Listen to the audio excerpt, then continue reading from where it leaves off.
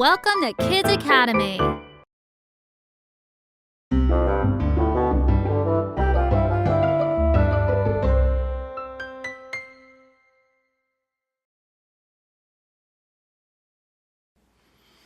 Hello and welcome to this video. Today we'll be wrapping up chapter 4 by discussing checkmate in 2 positions.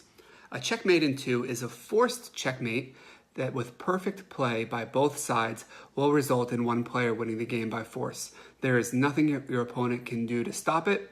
Even if you tell them the moves you're about to play, they have no defense. So let's jump right into it. In this game, it is Black's turn and Black has a checkmate in 2. Now, being able to calculate checkmate in 2, and what I mean by that is being able to see ahead. If I make this move, my opponent should respond this way, assuming your opponent makes the best response. What is my move after that? It's kind of seeing into the future. We call it visualizing where the chess pieces go. We call it calculating the position, calculating the moves. So in this game, I see a checkmate in 2 by Black by playing Rook b8 check.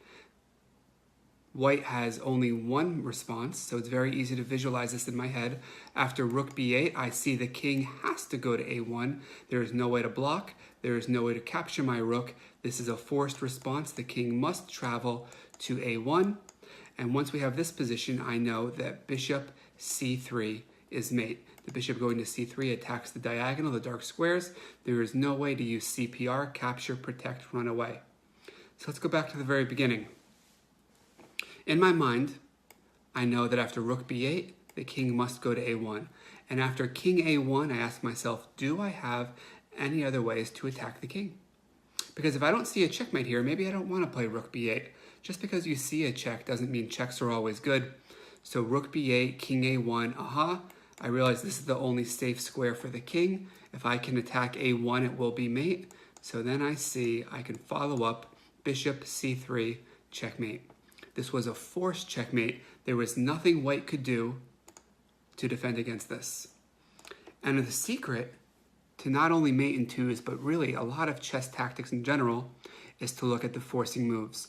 When you're playing a game of chess, look for moves that are forcing. And that means look for checks, look for captures, or look for really big threats you can create. If you can threaten checkmate on the turn, if you can threaten a queen, these are things your opponent has to respond to, and it makes it a lot easier to calculate. Okay, in this game, it's White's turn, a similar position, but a little bit different.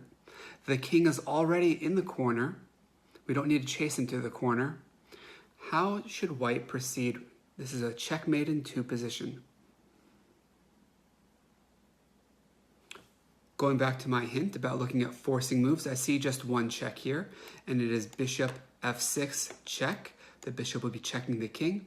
After bishop f6, what is Black's response? Once again, no way to capture or to block. The king must run, so bishop f6. Looks like the king will have to go to g8. I'm keeping track of these pieces in my mind. So the bishop here, the king is here. Can White follow up with another check, maybe even checkmate? Aha, Rook g1 will be attacking g8, and that will be mate. Let's go ahead and look at it. Bishop f6 check, the king moves over, Rook g1, checkmate, no way out. Okay, instead of the rook and the bishop, here's an example of a rook and a knight coordinating, working together to get checkmate. So look at forcing moves, look at checks. Ask yourself, what is Black's response? And then on the second turn, can you find mate for White? Well, I see 2 checks here. I see Rook b7. Let's look at this check. Rook b7. This is most certainly a forcing move. In fact, Black only has one response. King a8. But after King a8, can you find a checkmate? This knight can't attack the king. Any rook moves that attack the king will result in the rook getting captured. So I don't think Rook b7 is the move. So let's go back. We wouldn't play Rook b7. We would say Rook b7, King a8. I don't have anything productive after that, so we rewind. Let's look at our other check. Let's look at Knight c6. Knight c6, this is a check. It's a forcing move. Black only has one response, Knight c6. King in the corner. Aha. But now with our knight on c6, The knight helps support the b8 square, and I think we have mate. King goes up, rook, b8, the knight supports, the knight guards the escape square, the rook guards b7. This is checkmate. If you found that, very nice job. Let's do one more together. Here it's black's turn, and a different mating pattern. Not a king, not a rook and a bishop, not a rook and a knight, but a knight and a bishop. Okay, so look for your checks, look for your forcing moves. If you found the move knight g3, very nice. That's the only check I see. Knight g3. The king has to go where? White must play king g1.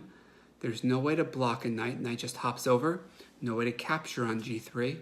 So knight g3 check, king g1. What should black play? Well, let's get on this dark square diagonal. We have the perfect piece for it.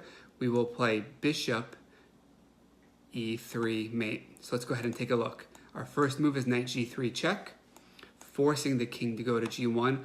Look at how these white pieces are hemming the king in. We call this a smothered checkmate. The white pieces surround the king and trying to protect him, but really they just get in the way.